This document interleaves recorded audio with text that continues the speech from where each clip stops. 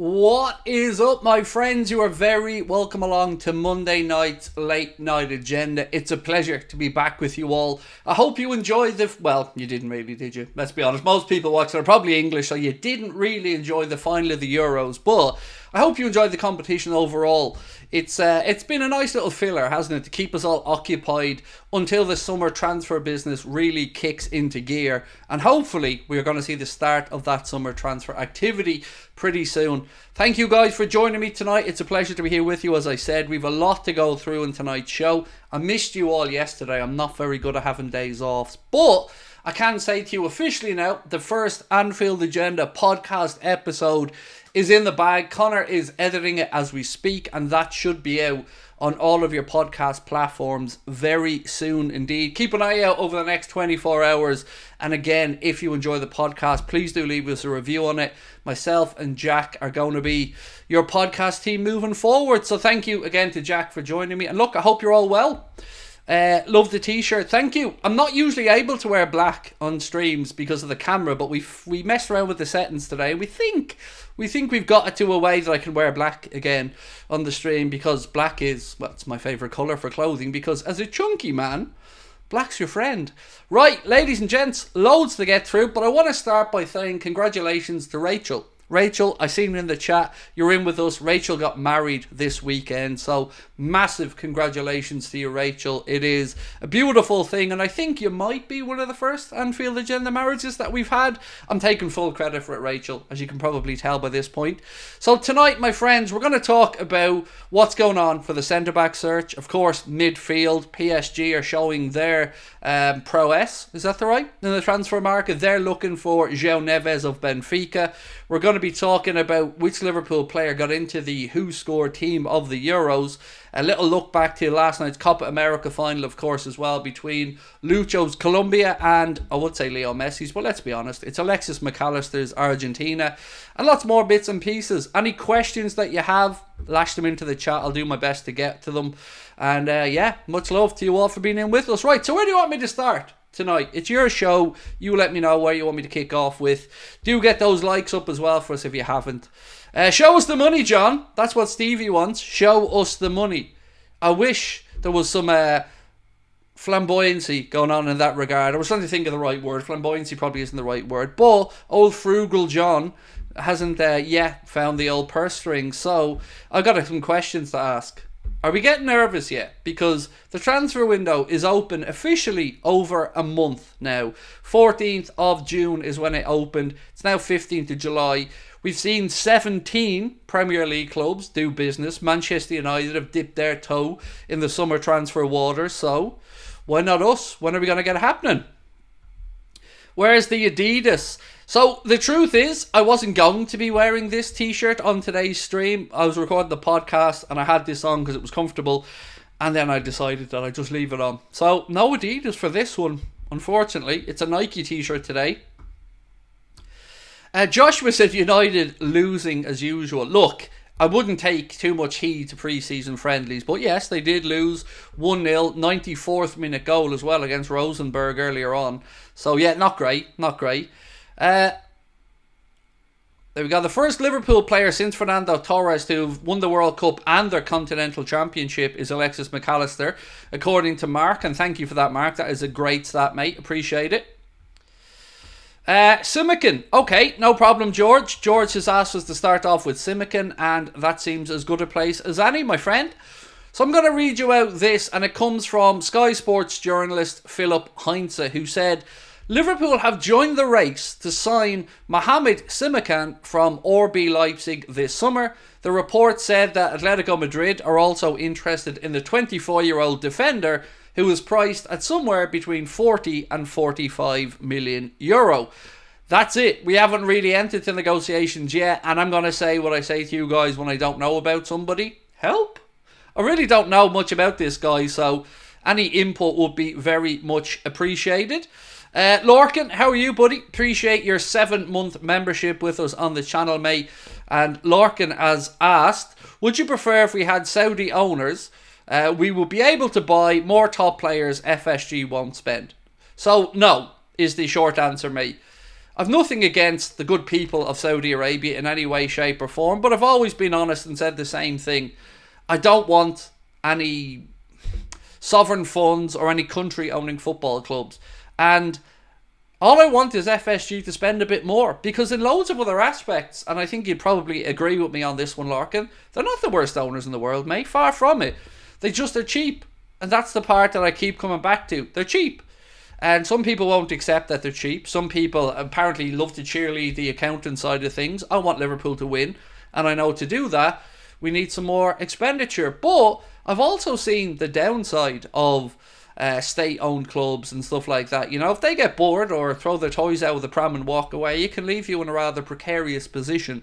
So I don't really want that level of money. I don't want us to become a rich person's plaything, or I want us to be us, but also recognise and show that we can spend money when we need to on the big players. I'm never expecting us to sign a Kylian Mbappe or an Erling Braut Haaland or anyone like that. But I do expect us to be in the conversation when it comes to the likes of Joao Neves, as an example, or other talented players of that ilk. So, yeah, I'm okay with the owners we have. I just want them to spend a bit more, because in all other aspects, and in many other aspects, they're not the worst owners in the world. But, as I'm going to continue to say, they're cheap. And I'm going to die on that hill, because they've not really proved me otherwise yet. And I do feel that indeed they are cheap. LFC Love, thank you, mate. Appreciate your kind words and your membership with us for 3 months as well. He said, love the channel. Come on, you Reds. Appreciate that, my man. Thank you very much. Right, so what do we know about this kid from Leipzig? So this journalist is a Sky journalist, a Sky Sports journalist, and he's linked us with the player and said that there's no concrete negotiations that have taken place yet, but that we are interested. Anybody watch much of him? Because I didn't even know he existed, to be honest with you, until I heard this. Darkness said, I hope we get Guehi and Ederson at least. Nico Williams would also be nice. Chiesa at 20 as well said, yes, global. I'm genuinely shocked that we haven't seen a queue of clubs look to go and bring in Federico Chiesa, mate. Like you've said, you're talking somewhere about 20, 25 million for a player who's, what, 25, I think now, Chiesa?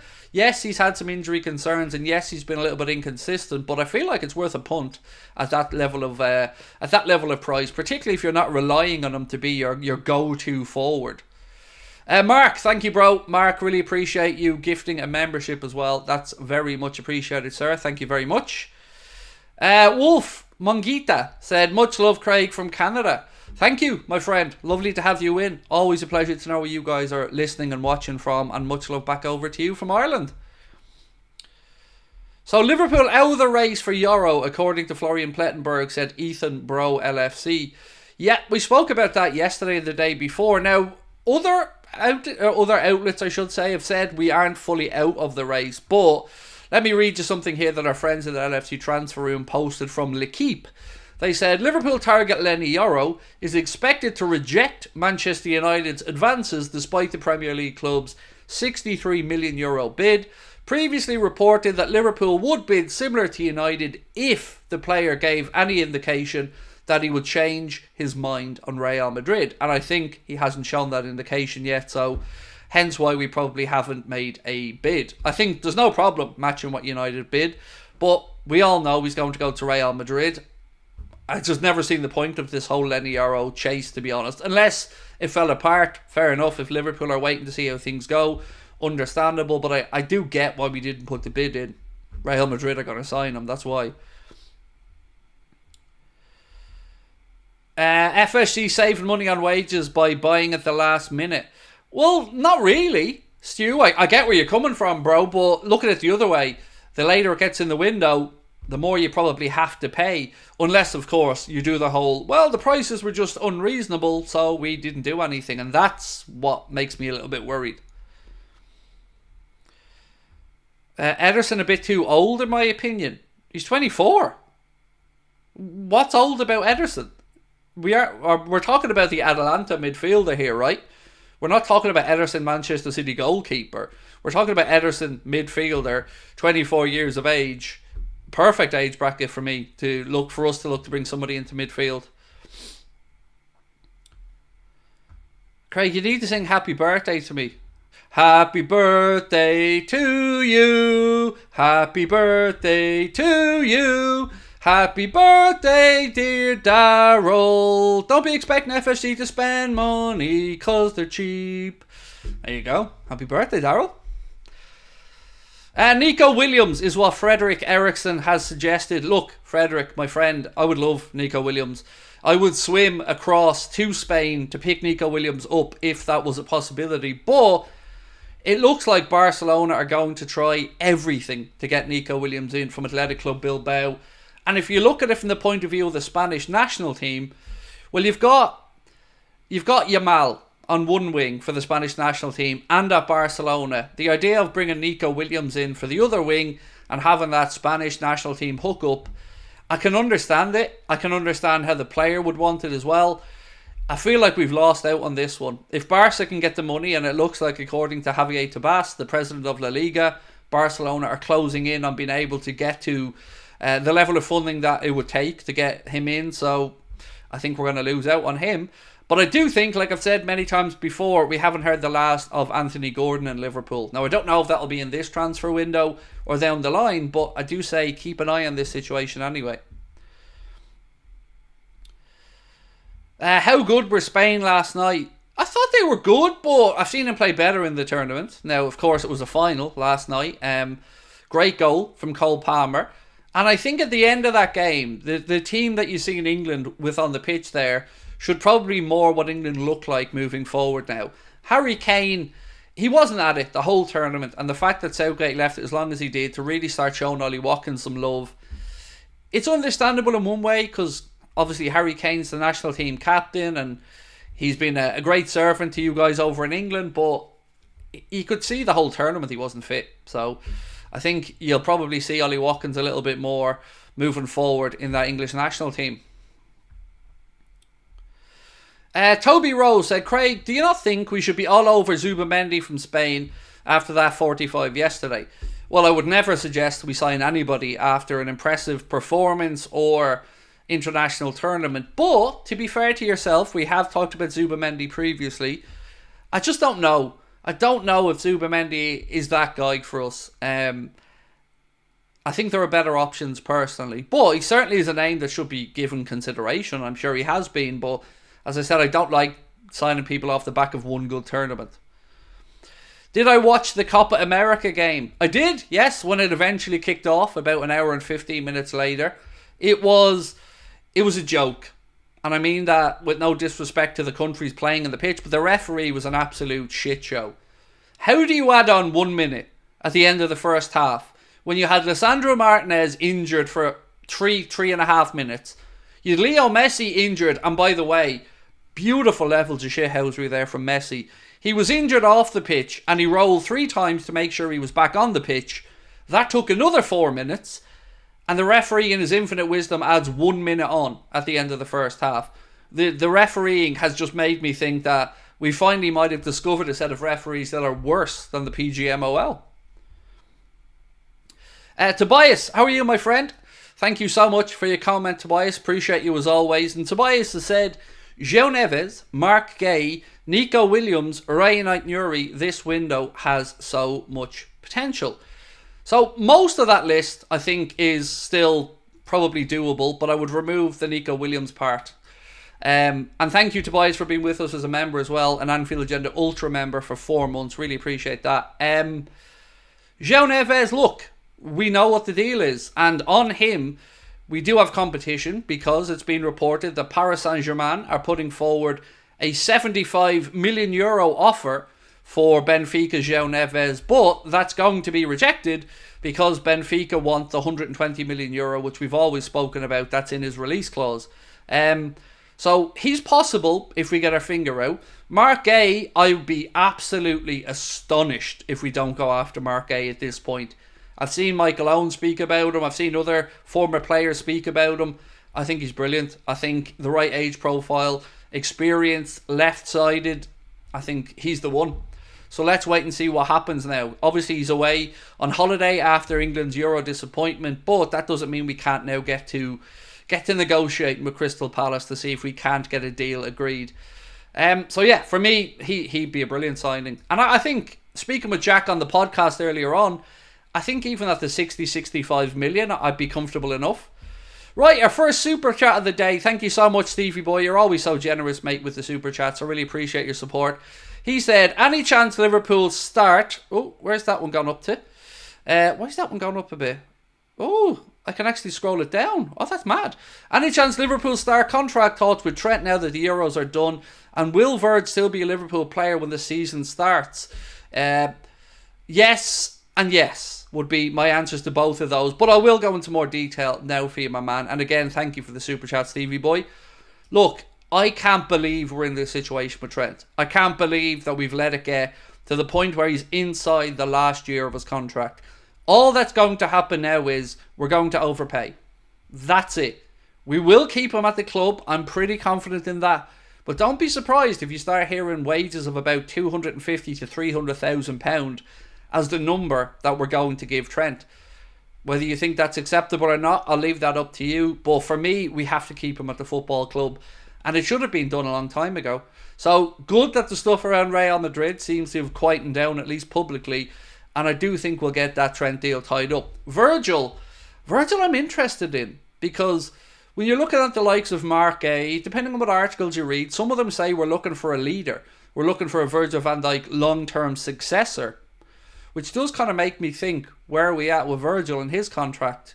I'd give him a 2-year extension. I think Virgil has plenty more time left at the top level.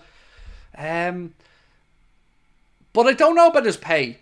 That's the interesting thing. Like, would Virgil be open to a pay decrease? And here's my thought process on it.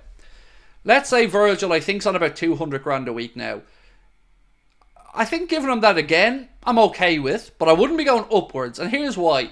Who else is going to pay him? Who else is going to pay him more money than us and be competitive? Does he really want to go to PSG? Probably not.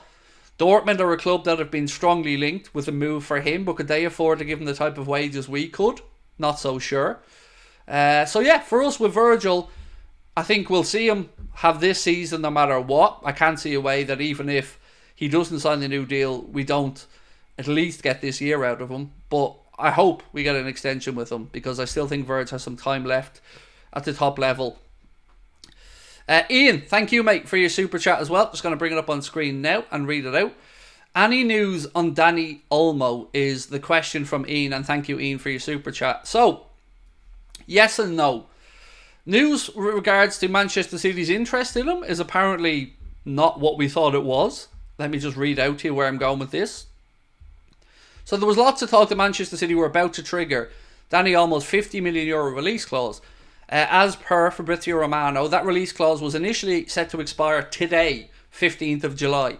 But because of Spain's participation in the Euros all the way through to the end, it's believed the 20th of July is now the date that has been extended to. I don't think we need him. We have Dominic Szoboszlai. I keep going back over this same point, but we have the player that they use to replace Dominic Szoboszlai in the same position. I don't think we need Dani Olmo. That's just my own take on it. I'm not saying Olmo isn't a good player. He had an amazing Euros, good season with Leipzig. Barcelona shown some interest again. You know, they have this thing about bringing back players that came up through La Masia. We've seen it previously with the likes of Gerard Piqué. I just don't know about us, mate. I really don't think there's a need for it. Unless we're willing to say that Dominic Szoboszlai isn't going to live up to the standards, in which case we've got a bigger problem.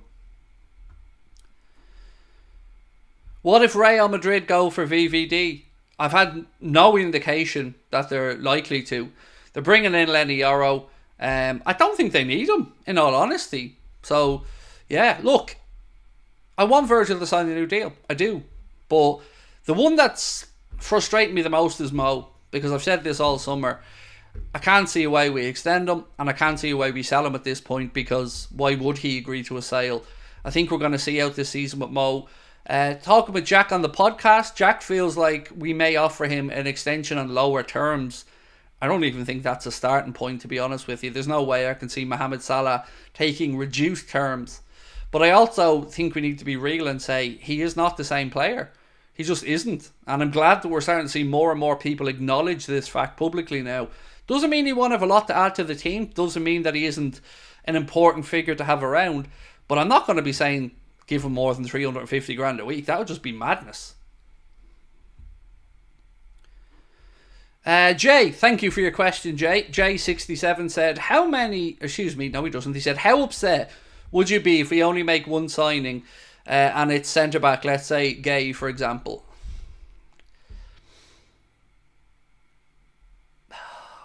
Oh...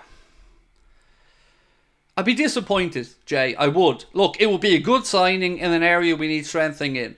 But it would again feel like we're going into the season with some vulnerabilities in the squad. And it would feel like our owners have cheaped out. This isn't going to be a window where I expect Liverpool to make a lot of money from sales. If you're talking about moving the players on that we've been linked with players moving on, you're talking about fees of around £18 million, £15 million, £20 million. So no huge war chest coming in from sales. We do need a central defender, so I would be happy if that box was ticked. On top of that, I think we need to sell Costas, bring in ENQUIRIES, and I want a defensive midfielder, whether that's Ederson of of Atalanta, or whether that's Joao Neves from Benfica. And by the way, before people start saying to me he's an 8, I understand where you're coming from, but let's just call him a central midfielder for sake of argument. And on top of that, we've been linked with Wolves' 23-year-old, Joao Gomez. That would be very underwhelming, in my opinion. So, I feel like you could be right, though. It would not surprise me at all to see a centre-back brought in and excuses made after that. It really wouldn't surprise me. Like, to hear the things about Bajcetic, McAllister, maybe even Gravenberch, trying to shoehorn again somebody in to be a successor or a challenger to Endo. I don't agree with it. The more I've thought about the Trent situation with regards to where he plays, I still think keep him at right back.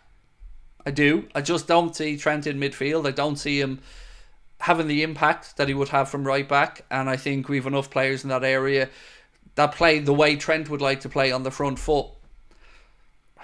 Yeah, I mean, I'm worried. You've got me worried now, actually, because a centre-back, I could see the excuses. I could see how they could stop after that and say, shortened window, players weren't available, yada, yada, yada.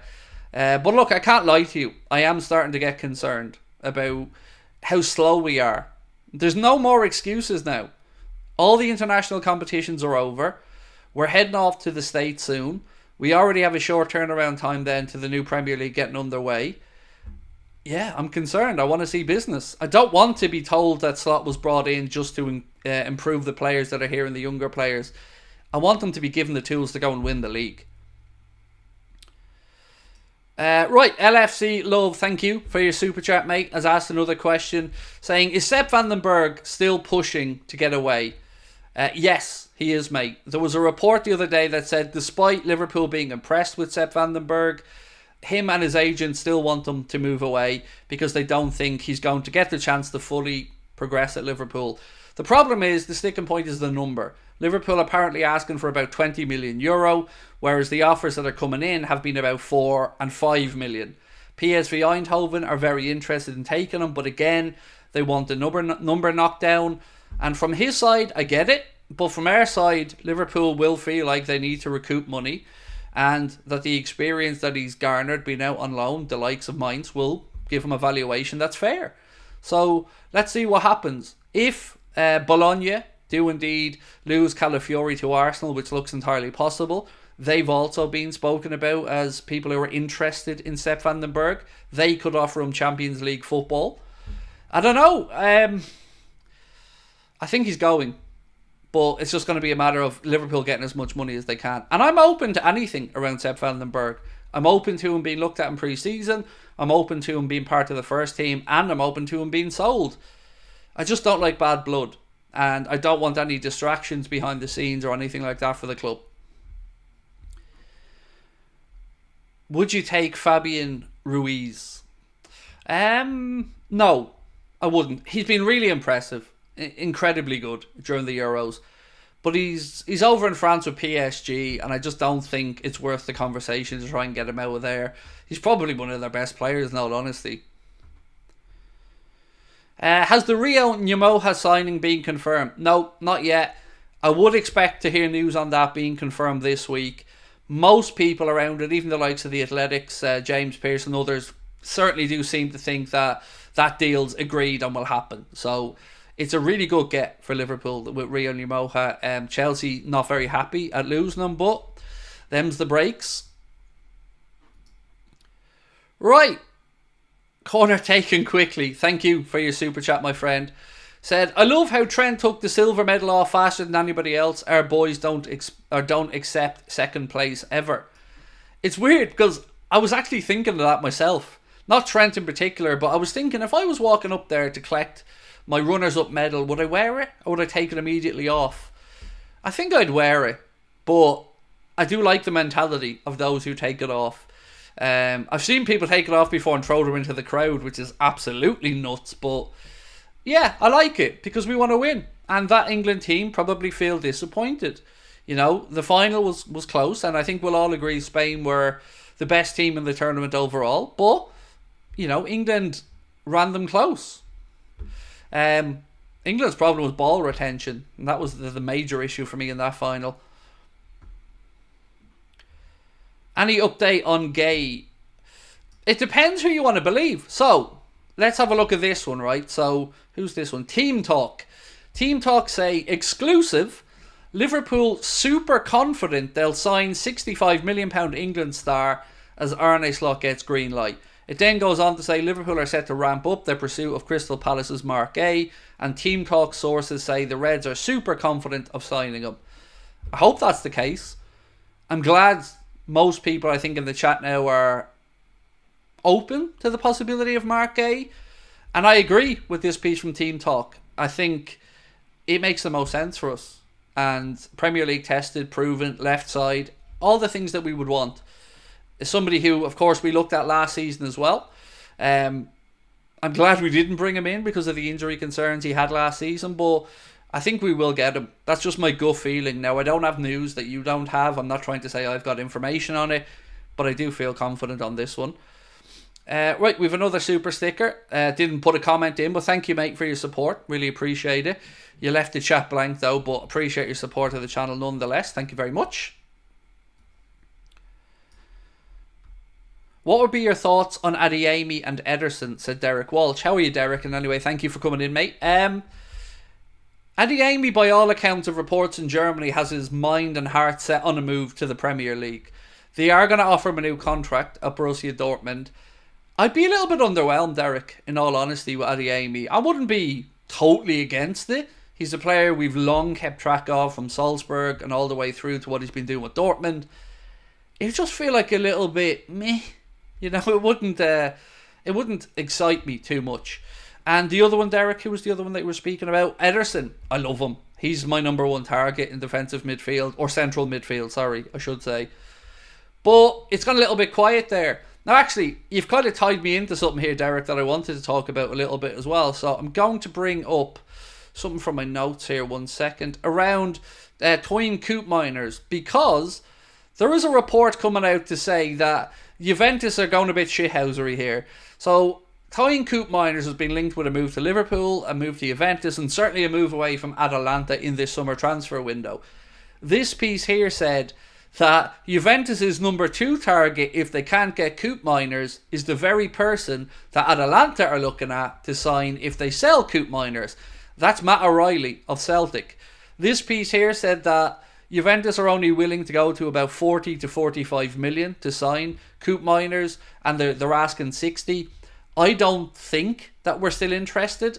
And the reason that I don't think we're still interested is, why wouldn't we have signed them by now if we were? Like, I don't see what we'd gain from sitting around waiting to see what Juventus do. He was out of the Euro squad with the Netherlands, I think, if my memory's right, so we would have had an opportunity to speak with him. I don't believe this one. I think our name's been used by Atalanta to keep this story alive and to maybe try to get Juventus to spend the money that they want, which is €60 million. I hope that we come back in for Ederson. We've seen Fabrizio Romano say many times that Liverpool have made contact, but not followed that up with an offer. So as of right now, I'm wondering, is it Ederson? Is it Joao Neves? Is it Joe Gomez? Or is it nobody? And the last part's the part that I'm most worried about, the nobody, Derek. Update on Rabiot. Yeah, he's still shit. Yeah, that's the update I have for you. Look, Rabiot is a headache that we don't need.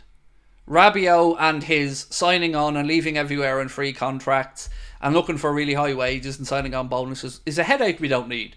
And it's a headache that we turned down the opportunity to sign on previous occasions as well. So I wouldn't worry about Rabiot with Liverpool. I don't think there's any truth to it, in all honesty. I say worry because it would worry me if we signed him. On his day, he can be a tidy footballer.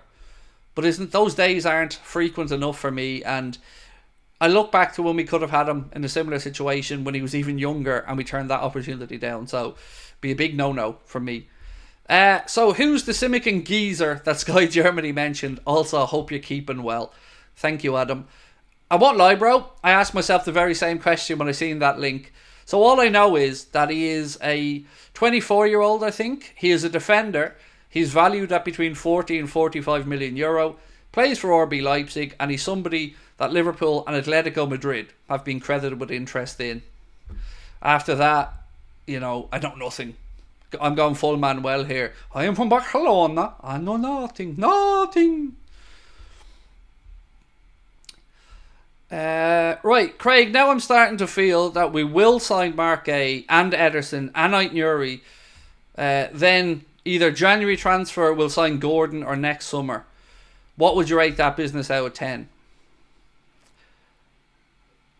I mean, I tell you what I'll do. I'll meet you in the middle. I don't want to rate it out of 10, but I'd be very happy with that window. If we brought in everybody that you've said there and with a view to Anthony Gordon in a while, I'd class that as a good window. I'd say business done. Thank you very much. Let's look forward to the new season. I'd take that by any stretch. Yeah, I'd be really, really happy with that window. And I think it's an achievable window. Let's look at the numbers involved in it. So who have we said again? Where are we gone? So, Marc Guehi, 60-65 million. Ederson, 40 million. So let's call that 105 million. Aitnuri, 38 million. So what's that? 143. And then whatever about Gordon down the line. So that's 143 million. We'd offset some of that by moving on the likes of Kostas Tsimikas and maybe a couple of other youngsters. So we'd probably see a net spend, let's say around the 90 to 100 million euro mark, which would kind of bring us in line with what we spent last year net. But I'd be very happy with that window, mate. Yes, very happy indeed. What about you guys? Would you take that window that was just offered up there from George, who said Guehi, Ederson and Aitnuri, and then look at Anthony Gordon either in January or in the summer? Now, Anthony Gordon's situation is really interesting. I still can't believe Newcastle only signed him to a 3.5-year deal. So if they don't get him to renew, they're in trouble because he's going into the last 2 years of his contract and they're not going to want to have to sell him with a year to go for a knockdown fee. So I think we haven't heard the last of the situation with him. Sorry, there's another super chat I've got to bring up on screen. Again, thank you guys so much for this. Craig, do you think we sell one of our forwards this summer? I would replace Diaz with somebody younger. And thank you very much for that from 7DVZE. I just don't see who we sell and where to.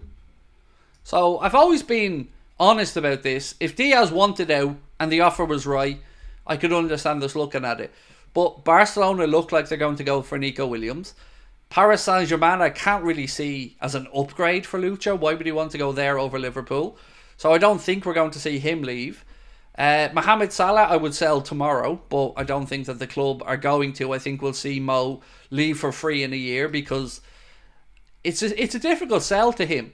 Like, you have to say to the player, well, we want to sell you, which immediately puts them on the defensive and think, well, why would we sell? Why would we agree to a sale when we could just sit tight and make a shed load of money in a year's time with a signing on bonus? So the only way out of this, at this point for me, would be some type of an agreement to meet in the middle. If his transfer fee was 100 million quid, we split it. I know it's a bit off the wall, but the idea of letting him leave for free just does not sit well with me. It doesn't sit as incredible business. It doesn't look well to me. Now, David Lynch, in fairness to him, said the club might look at the situation and feel that they've got value out of the contract for Mohamed Salah. And there's something to that as well. But for me, why leave money on the table is the way I look at these things. Robbie, Lovely to see you as always, Robbie Collins. Thank you, mate, for your super chat. Loved the 5 nearly transfers video yesterday, Craig. I loved making it, Robbie. It was so much fun to mix it up a little bit. Some people got a bit confused thinking it was like a ranking list of 5. I didn't mean it in that way at all. But we're going to do more of these type of videos over the summer and into the future. So we've got at least 10 more of those type of almost transfers that we know about. So we're going to make more of them. But thank you for watching it, mate, and glad you enjoyed it.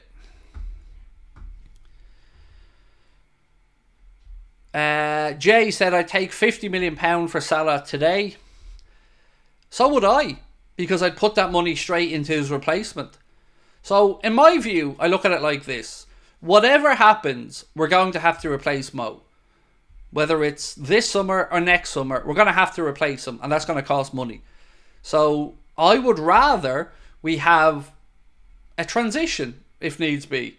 But I take the money now as well. Like, ideally, we wouldn't be in this situation. Mo could have 2 years to go. We could have brought somebody in last year, given them a year, seeing how they developed. But I think the club now realised Mohamed Salah is on the decline. There is something interesting to talk about, though, with regards to Mo. This is one of the years where he's had the most time to prepare for the season. He had a few internationals at the end of last season with Egypt, but he's pretty much had his holiday, and he's going to have a full pre-season camp under Arne Slot, which can't be said for many of the senior pros at the club. So I'm interested to see how he starts the season. I would expect him to start it really fast. We know his physicality. We know how well he looks after himself. You're not going to see Mo showing up with a beer belly, or not a beer belly, sorry, for want of a better phrase, with a podge, shall we say, after overindulging or anything like that. No offence intended there, by the way, to any Muslim people watching. I didn't mean to say that he was going to be drinking alcohol, just a phrase. So yeah, I think he's going to start the season really well, but I hope that that doesn't lure us into a false sense of security, because it's the latter part of the season that I'm most concerned about with him, because that's historically where he's fallen away a little bit.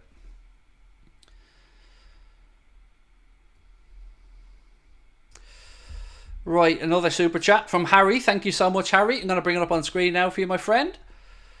Thanks for the streams, Craig. It's nice to participate in chat while I'm going through difficult, lonely times. Wish you the best, mate. Well, firstly, mate, I'm sorry that you're going through some difficult times. This channel has gotten me through many of them, mate. So stick here with us, and we'll hopefully keep you smiling and keep you entertained over the course of the summer. But as always, mate, really do appreciate your support and everybody's support of the channel. Right, now, I need to bring something up on screen for a second. Just a little reminder. We are 2.5 weeks away now. You've seen this at the start of the stream, but if you haven't already, don't forget you can still get your tickets for our live shows in Cardiff and Liverpool. The link is at the top of the live chat and in the description. 2 weeks from this Friday, we're going to be in Cardiff. That has absolutely flown in. Can't wait. We're going to put on a great show for you in Cardiff and in Liverpool. They're all ages events, and tickets are priced at just £15, which is as cheap as we could make them. So I hope to see you guys there at either Cardiff on August the 2nd, or of course the Hot Water Comedy Club in Liverpool on August the 4th. Craig, stay on till 10:30. The very trustable Indy Kayla has news. I'll take me chances, mate. I'll take me chances. Right, Craig, we were Klopp FC. Owners marketed Klopp. Can't do that now, and it'll cost them profit. I think they will invest in transfers until Slot proves... Oh, excuse me. You said, I don't think they will invest in transfers until Slot proves that he can make money for the club. Isn't that kind of like a self-fulfilling prophecy, though? Like, if you don't invest in the manager and don't give him the tools to do his job properly, you're almost acknowledging that you don't believe in him and expecting failure. So I would argue, why appoint him in the first place?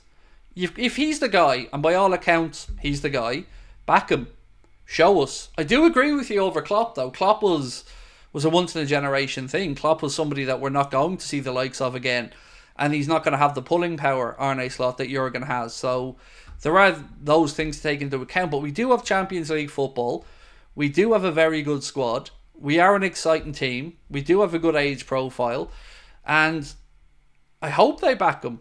That's all I can say. And it is hope, because at this point, None of us know what's going on. And the longer it goes on without a signing, the more nervous I start to become, and I'm sure everybody else. What's this one that they've sent me in?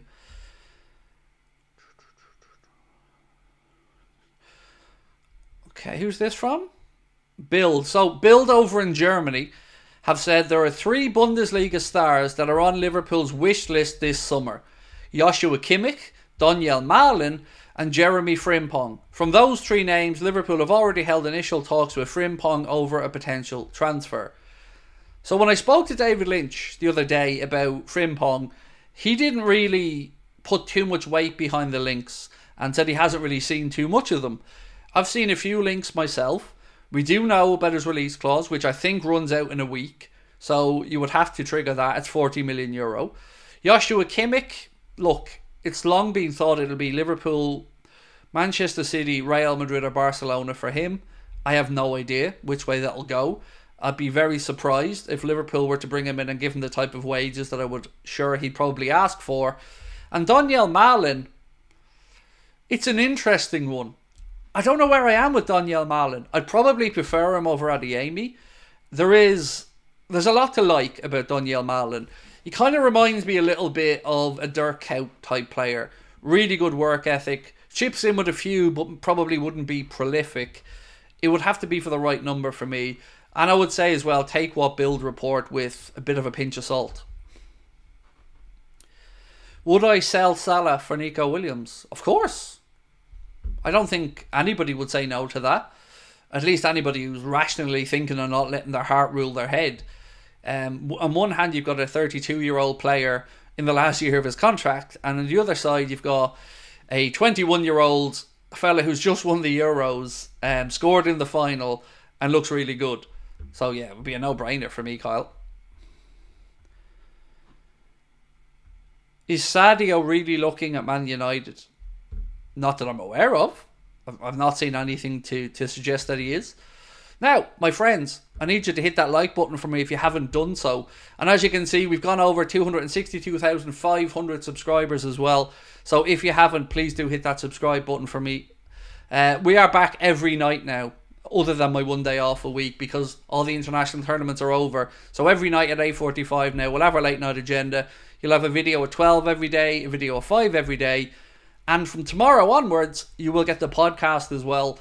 We recorded the first episode earlier on, myself and Jack. Connor's editing that as we speak. So that'll be up on Apple, Spotify, Acast, and whatever podcast platform you choose to listen on. Neves update. The only update I can really give you on Joao Neves is that Paris Saint-Germain are going to offer €75 million.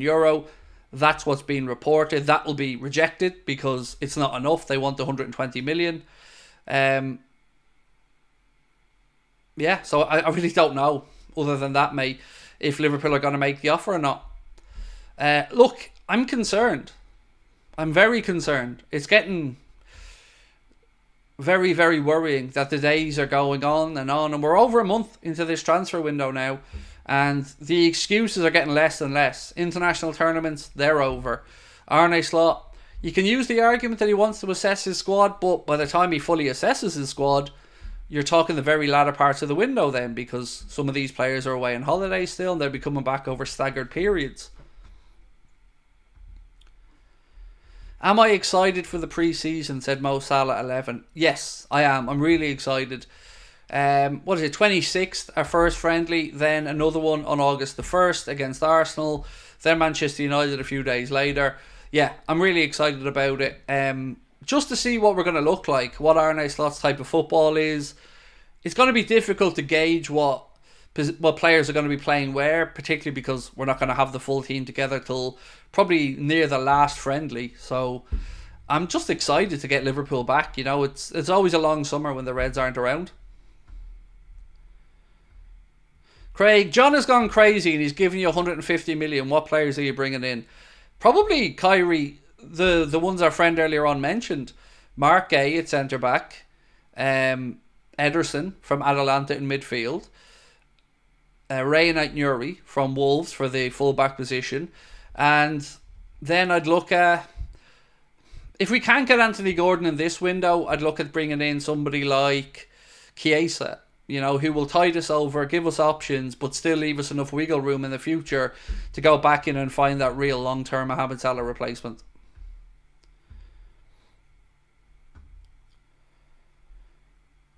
Craig, will we still be seeing a lot of the ball under Slot? Yes, absolutely. Probably less direct under Arne Slot, a bit more passing through the lines to build up play. A lot of pressing and counter-pressing. But yes, I will certainly imagine that we're going to keep seeing higher percentages of possession and passing in games. Alex said, are you doing a watch-along for pre-season? Some of them. I'm going to be obviously over in the UK for a couple of the games, so I might miss 2 of them. But any ones that I'm here in Ireland for, yes, I'll be doing watch-alongs of them. Do you still think Schlotterbeck could be tempted to Anfield? He could be, but I think the right option is Guehi. Yeah. I think I like the links to him.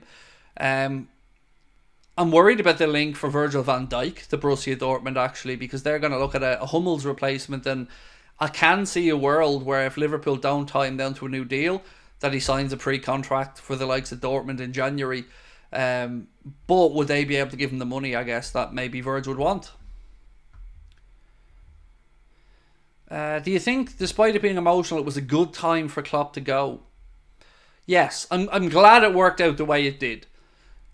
I didn't want a situation where the owners had a question, or a decision to make on the future with Kloppo. I did feel like maybe things had ran their course, and I'm excited now about the future. But I'm going to be really angry if they don't back the manager.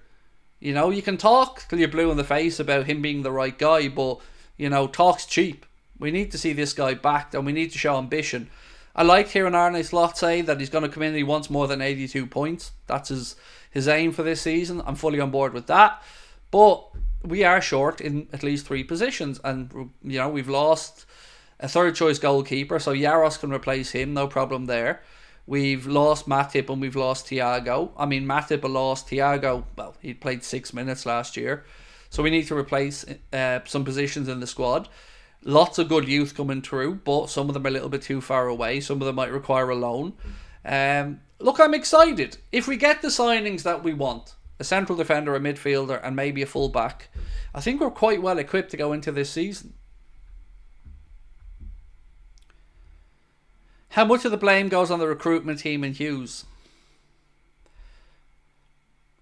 Well, I don't know if there's any blame to be attributed yet. Let's say that. I'm not going to start moaning at Richard Hughes and Michael Edwards and Julian Ward or Barry Hunter, Dave Fallows, Will Spearman, any of those guys until we know what the story is. Now, if we keep getting excuses and the can being kicked down the road, I think we as fans have to speak up. I never understand this arse licking of the owners or this backing them. I don't get it from certain sections of our fan base. The owners aren't our friends. They're custodians of our football club. It's our job to make sure that those owners do their part of the agreement, which is give the manager the tools to go out there and win. And I don't get how people see it otherwise. They won't be here in 10 or 15 years most likely, but you will, and I will, and your kids will, and your brothers and sisters will, and we'll still want Liverpool to be successful. So for me, I've no interest in being FSG's best friend, but I do want them held to account. And the biggest complaint I have about them is that they're cheap. And I've always had that belief.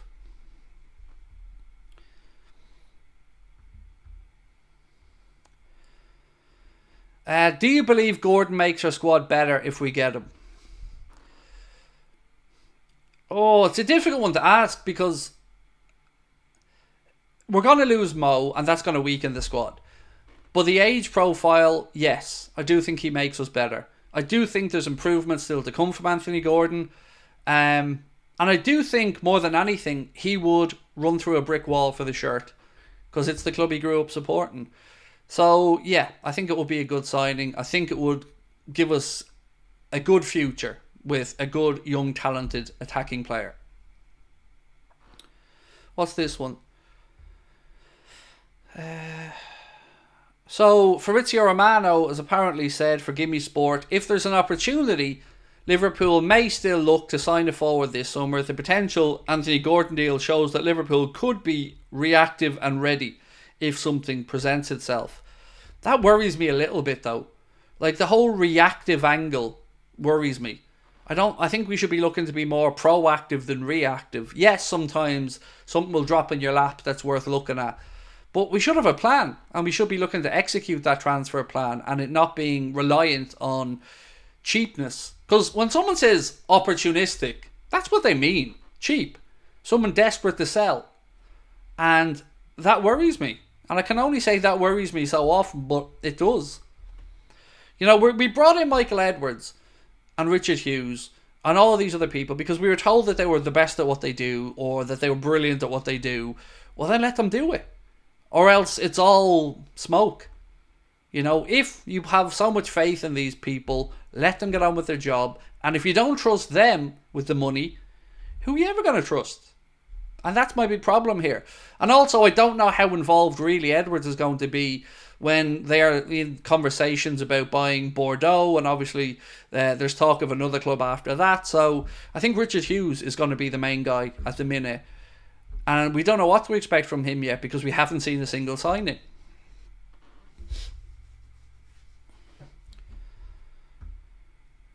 The Liverpool prophet said Craig FSC are straight up bums. I wouldn't go that far. I wouldn't. But cheap is the phrase I'm going to keep using because I think that that's a fair analysis of FSG for me. You know, people talk about the main stands and the training grounds and all the stuff that I just don't give them credit for. Well, I give them credit for it, but I don't give them credit in the bank for it because they're obvious things to do that will initially and long term be paid for by the club. Yes, they might have fronted up the money for some of it, but ultimately these scandalously expensive hospitality tickets and stuff are what's going to pay for that. So the only place they can't hide is the transfer market. They can't hide behind the Nike deal. We were all told how great the Nike deal was going to be, remember? We were told that it was going to be, you know, an opportunity for us to really go out down the transfer market and attack it because of this great partnership. But we've never once heard the numbers. Never once. Nobody has given us a breakdown of how much money that Nike deal has brought in. Nobody. All we know is the guaranteed X amount and then how much we get on top of that percentage-wise. But I don't remember signing superstars since Nike came on board. Do you? Would I take Mo Simican? Said Daniel 3947. I don't know anything about him, Daniel. You know, we only really started to talk about him tonight because of that link. I don't know anything about him other than what I've said, the obvious, his price tag, who else is interested, what club he plays at. I haven't watched or paid attention to him, so I have no idea. FSG is investing Liverpool money in buying other clubs. Again, I don't think that's the case. So I'm happy to call FSG out for the stuff that I feel like they're at fault in. But buying other clubs will be FSG money. It will be money that they have in. For instance, let's look at the money when they sold, 11%. They brought in enough to basically cover what they've paid for the club. So I don't think Liverpool's money is being funneled off elsewhere. I don't. But I do still believe we have the ability to spend more money and that they're lying. And I don't say that lightly, but I do believe that they're lying and codding us all about our availability to spend money. Where's the underachieve, or what was it that they said? Their phraseology was under promise and over deliver. I don't think at any point any of us will sit here and say from the footballing side that they've ever over delivered.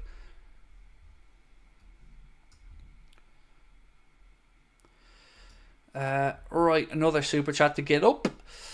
BNDH2011, thank you for your super chat, said, why do you think are we constantly linked to Inacio? Because if we really wanted him, we surely would have triggered his release clause in the past. I don't think we are. I don't think we're still interested personally. Again, we discussed this on the podcast that we recorded earlier on, but a couple of things don't make sense. Yes, he's left side, but he's used to playing left side of a back three. As you've correctly pointed out, why didn't we pay the release clause last year when it was 40 million euro? Why would we go and pay 60 million euro now? I don't believe it. Same way I don't believe the Koopmeiners links. I think we're being used to try and garner interest in a player. Whereas the silence around Marc Guehi makes me feel like that's more like us. So yeah, I agree. I don't think there's anything to it anymore. You know, there's no reason we couldn't have gone after Inacio at any point. And if they try to go in to start negotiating the price down, again, maybe they agree, maybe they don't. But I think Marc Guehi is the shrewd piece of business, and that's the one I expect to get done.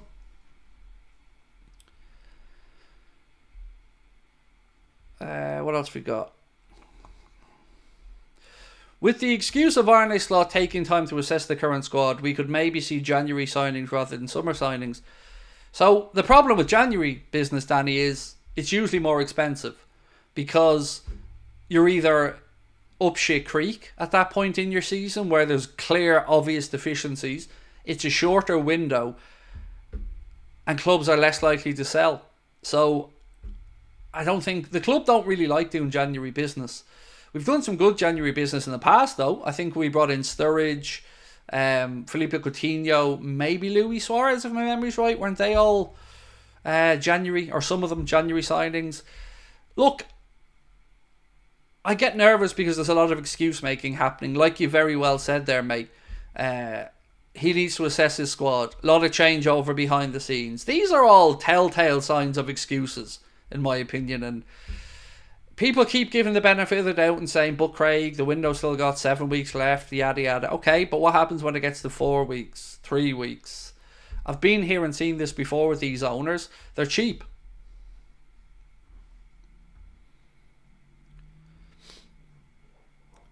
VVD was a January signing. Yes, that was the most beautiful Christmas ever, wasn't it? Seeing VVD standing in front of that Christmas tree.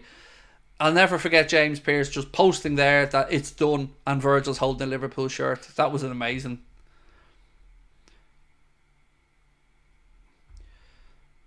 Watch reports come out at the end of the summer. Liverpool will be active in the market at the end of the season. Every year, mate.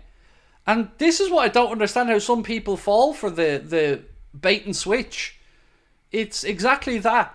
We'll be told then that we've got generational talent money, great commercial activity, brilliant people at the club. We'll be given all the old usual, kick the can down the road, long term, in the future, blah, blah, blah, blah, blah. And some people will go, well, yes, FSG are amazing. I love John W. Henry. They've stabilised Liverpool and they've saved them from bankruptcy. No, they didn't. Liverpool were never going into administration or bankruptcy. People that use that as a way to blow smoke up FSG's backside need to revisit and look at what was actually happening at that point. Everybody wanted rid of Hicks and Gillette.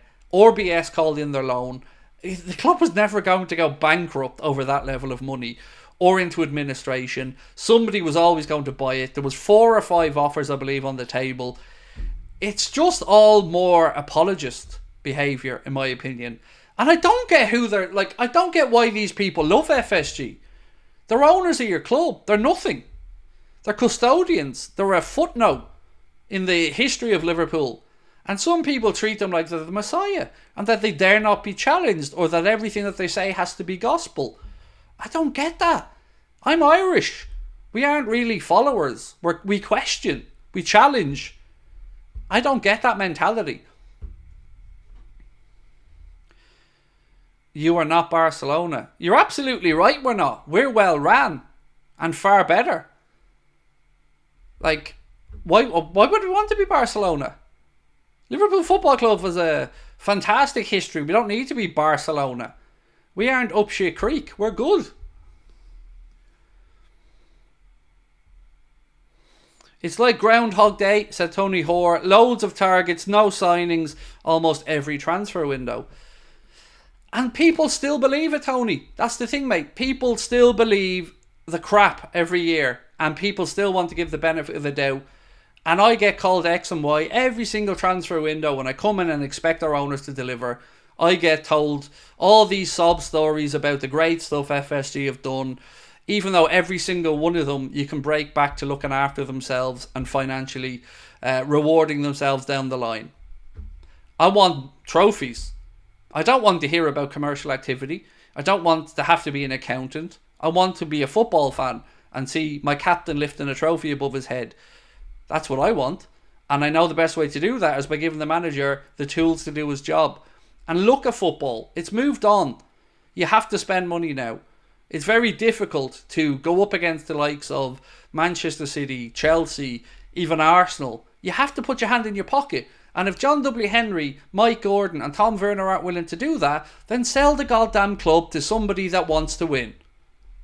That's the way I look at it. They're nothing to me. They're custodians of a football club. I'll be around way longer than they are, and so will you. And we won't be talking about them in 20, 25 years' time when they fucked off elsewhere. We'll have other owners, but the club will still be there. The history will still show whether we won trophies or not. Is Alisson leaving? I don't believe so, Darren, but the interest is there, confirmed there from the Saudi Pro League. They came in to ask in January if he had any interest. He said no. It's believed they're going to come back in again. We're in a situation with him contractually that we're in no need to sell. He's got, I think, 3 years on his Liverpool deal, certainly at least 2. And he's the best goalkeeper in the world, so I very much hope he doesn't want to go. But if the very worst came to it, and I have to say I don't expect this to happen, then as long as Kelleher hasn't moved on at that point, at least we know we have an able deputy to step in. Williams or Gordon? Williams. But Gordon is most likely the one that we're probably going to look to get in. But I think Nico Williams will be the one I'd go for. For Liverpool, makes sense for Gordon as well. You know, he's a Scouse boy. So I'm not against it. It wouldn't be my top choice. Nico Williams has always been top choice for me. Drew Vat said, I like FSG. No problem, mate. I'm not trying to ramp up hatred against the owners. Like I've said all the way through, there's a lot of things they do very well, but when it comes time to spending, I think they're cheap. That's my only big qualm here. They've made mistakes. I accept people make mistakes, but the one thing that is unforgivable, and I don't know how anybody can ever forgive it, is the Super League. That was a fuck you to our history, our heritage, the way we consume sport, the integrity of the competition. I hate it. And I hate that they were doing that to us. And I hate that there was no consultation. And we all woke up one day and we were told that this was happening and that was the end of it. No fans being spoken to, no players being spoken to. Just this is it, because a handful of people decided what was best for everybody else. And I can't forgive that. And I'll never, ever forgive that. So for me, you can say I like FSG all you want, but FSG would have sold us down the river to give themselves more profit, and that's unforgivable for me.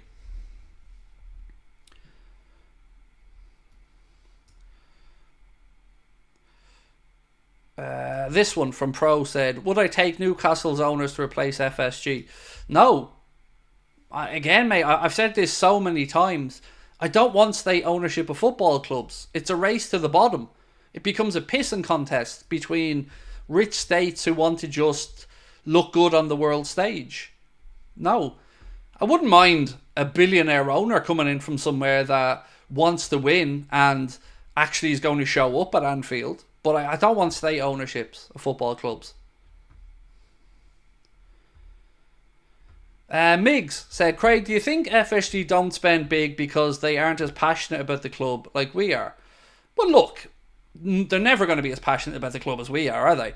But the way I look at this is, look at their hometown club, Boston Red Sox. Their fans aren't very happy. John W. Henry's come out and said that, well, baseball players are expensive these days. Well, then sell the fucking club, John. If you're not willing or have the stomach to spend the money that you need to win, then sell up. And if they don't do it in their hometown where he lives, works, eats, socialises, walks around, what hope have we got over the other side of the Atlantic when they pop over once or twice a year? And I've spoken to many Bostonians who don't really have a lot of good things to say about John, and a couple of other Americans who feel like he's all about a pound note and that's it. Look, they're clever, they're shrewd, but they don't want to win. And I'm never going to be convinced that they want to win. I think that they got lucky in that Jurgen Klopp overachieved. I understand that they maybe bought the club because they thought that FFP was going to be enforced, and it hasn't been, but they've had enough time to make their mind up now about whether they want to go down the route of spending the money or whether they want to sell up. The halfway house stuff isn't going to cut it. We left trophies on the table in Jurgen's time at the club. There should have been at least one more league title and probably at least another European Cup.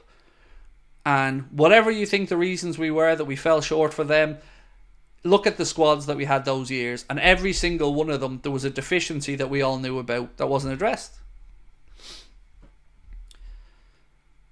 Right, another super chat to come in. Let me just bring this up on screen, my friend. So, BNDH2011 said, would I take Williams and Gordon over Salah and Diaz? Yes, I would. I would, because the age is the big deciding factor there for me. Lucho was right in his prime, 27, and I love him. He's a great player, great work ethic, great engine.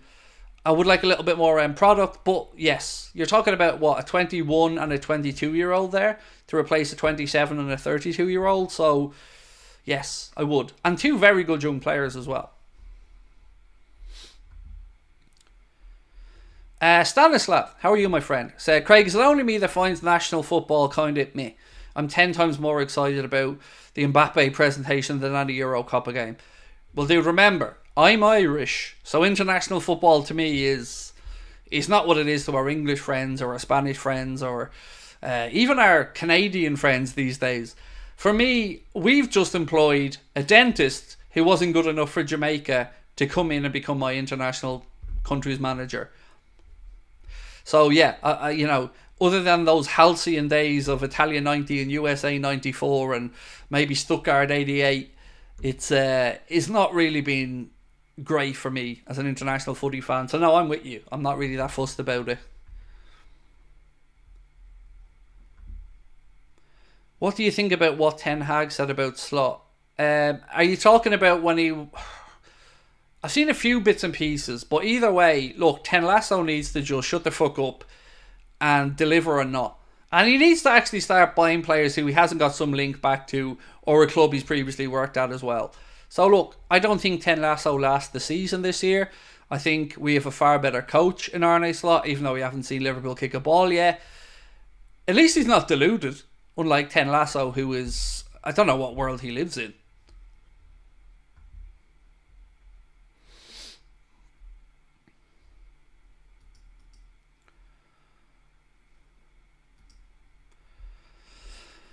Adam said, looks like Salah is staying, Craig. Wonder when you start crying about it. You see, Adam, you say that like it's a win for everybody. So, who wins in this situation, in your absolutely idiotic, brain-dead, 5-year-old's opinion? Him and his agent are the winners. And I have nothing against Mohamed Salah, but I also know his best years are behind him. So, stay, leave at the end of the year. It is what it is, mate. I'm not going to be crying about it, but I am going to be crying about the fact that the owners won't give us money to spend. I don't understand who you think you're trying to be clever about, Adam. I mean, I could tear you to shreds in seconds because you're not on the same level as me, mate. Intellectually, you haven't got it upstairs. As shown by your, I'm going to be careful with my choice of words here, very childish comment. So you just sit there, allow me, the actual adult in the room, to do what I do, which is entertain, have fun, and you can join all the other arseholes that think they're smart on the dustbin assigned to being banned, because you're frankly just not worth the effort. Does that work for you, bro? Do you see the tears yet? Because they're not coming. I get it, you want a pat on the head. It's no problem, but there's nicer ways to do it. Like, we could have had this where you said, Craig, can you say hi to me? Because that's what you want, isn't it? You're Craig curious. You just want to know what it feels like when I say your name. I get it. It's kind of a big deal, right? Look at me. I'm awesome. You know that, I know that, but you thought the best way to get my attention was by being a petulant little bitch. There are other ways, sir, and you learn that as life goes on. Nothing wrong with being Craig curious, though. Happens to the best of them. If the owners don't put money in, then we need to get transfer fees for players leaving. That's kind of my argument all the way through this, is why we should sell Salah. For the very reason that you've said. if we're a club that's supposed to be clever and supposed to make every single pound available that we can bring in, then why aren't we selling some of these players? I agree with you. I don't know why any of our top players in the last year of the contract. Oh, Derek, my man. I'm not lying, Derek, when I say I've lost sleep over trying to figure it out. I can accept Mohamed Salah's situation. I can accept him going at the end of the campaign. I don't like it, but I can accept the fact that the club wanted to wait and see. Particularly with how we finished last year. Like, if I was Liverpool, I wouldn't be throwing a load of money at Mo now, because there's no indications that he is going to rediscover the form that he had previously. So I can understand that one. With Virgil, not so much. I think after coming back from the ACL, he did have a season where he was a little bit up and down, but last year, statistically, he was right up there. Compare him to most centre-backs in Europe, and his numbers were there or thereabouts. So I think he's shown enough that we can look at him and think, yes, Virgil has a few more years left at the top level, and give him a new deal. But the one that really blows my mind, Derek, is Trent. How do you let a born and bred Scouser, your vice captain, who's just 25 years of age, who's come back and shown a development this season and extra strings to his bow, how do you let him in the last year of his contract? How do you let him go off to the Euros with Jude Bellingham, knowing that Real Madrid are looking for fullbacks? Blows my mind. And there is no answer to this that doesn't involve us overpaying now. And that's, again, not very financially prudent. It baffles me, Derek, mate. It really does.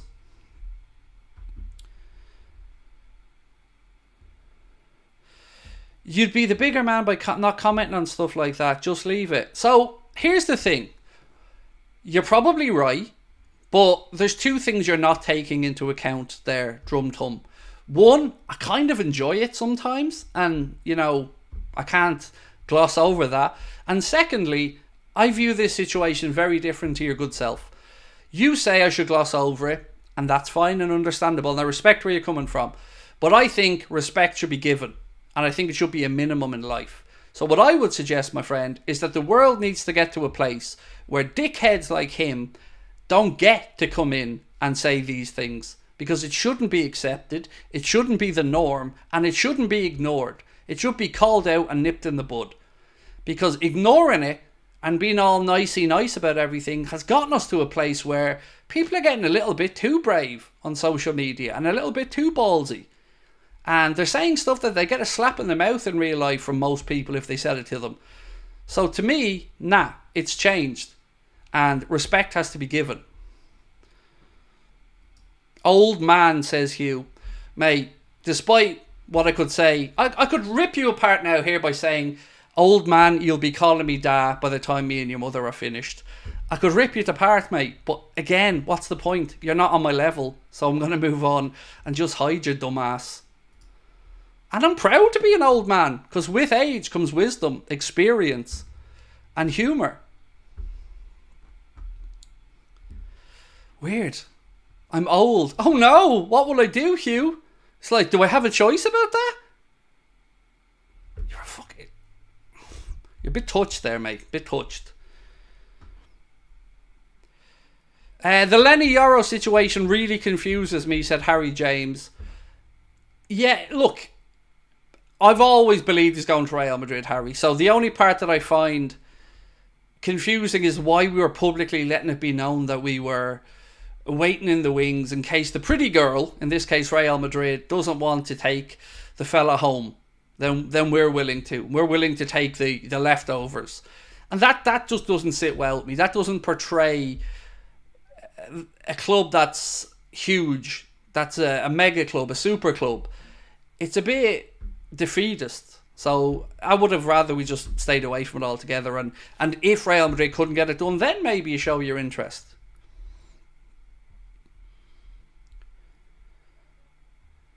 What do you think Liverpool's window will look like, said Multi-Gamer. Thank you for your question, mate. I think we'll get a centre-back in. After that, honestly, I'm unsure. We could get a midfielder in. We could get the likes of an Inactivity in. We could get a utility forward in. But I'm genuinely unsure. Like, can I see a window where we just sign a centre back? Unfortunately, I probably could. I disagree with it, but I can see how they think they could get away with that. So, with so much change at the club, it's hard to know. It's hard to know, mate. But a centre back and a midfielder should be the bare minimum for me in this window.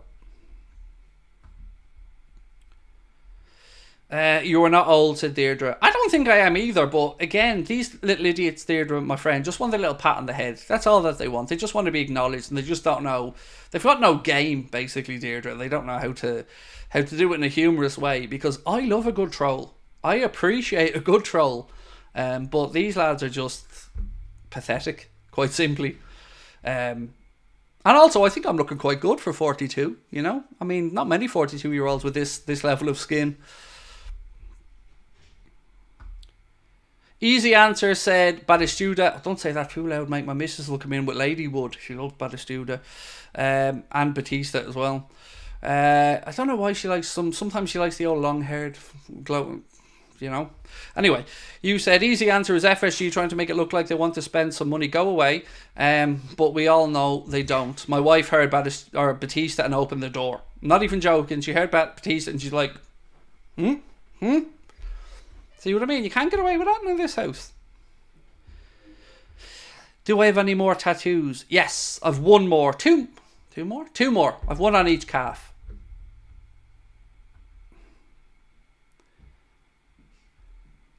We're 500 away from 30k on Anfield Agenda Clips, said Mark. So look, if you guys haven't, please do go over and subscribe to our Clips channel, Anfield Agenda Clips. You can scan the QR code there in the bottom corner of the screen, or you can go to the link in the description. Right, a couple of more minutes and then we're going to head off. Derek said 42, I thought you were 25. I know, I think I look good for 42. I'm fat, I'm aware of that, but I don't think I've aged too badly. Are you going to do a live every day now? Every day, Alex, except for the day I take off each week. So I try to get one day off every week. This week it'll be Saturday. So I'll be live every night at 8:45, except on Saturday.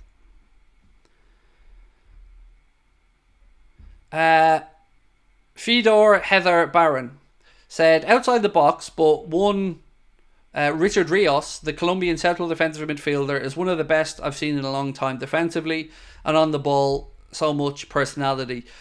I liked a lot about that Colombian team as well. It was a joy to watch them in the Copa America.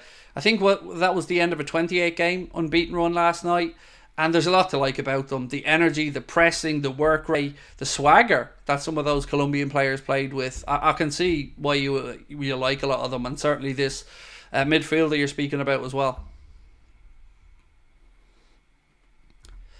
Derek, thank you, mate. Said I'm his favourite streamer. Appreciate that, mate. That really does mean a lot. Thank you. If Madrid gets Trent, how is that even fair? Georgie, it isn't. It's like a cheat code, isn't it? Imagine they got Trent in, right? You've got Courtois, then they've got Trent, then they've got Camavinga, Tchouaméni, Mbappe, Bellingham, Vinny Jr., Rodrigo, Valverde, Endrick. You know, you start to ask yourself, how do you compete, like? Darwin Núñez, not the real one, but our Darwin Núñez said, how likely is Guehi? So, if you look at the bookies, the odds are still quite long. I think it was 7-2 when I looked yesterday, but that doesn't really mean too much.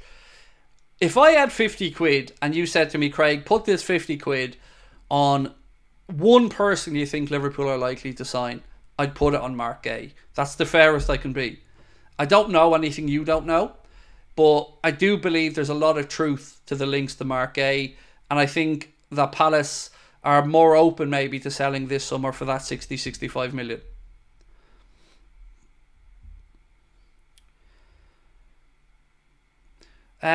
Peter, our Chelsea supporting friend, how are you, sir?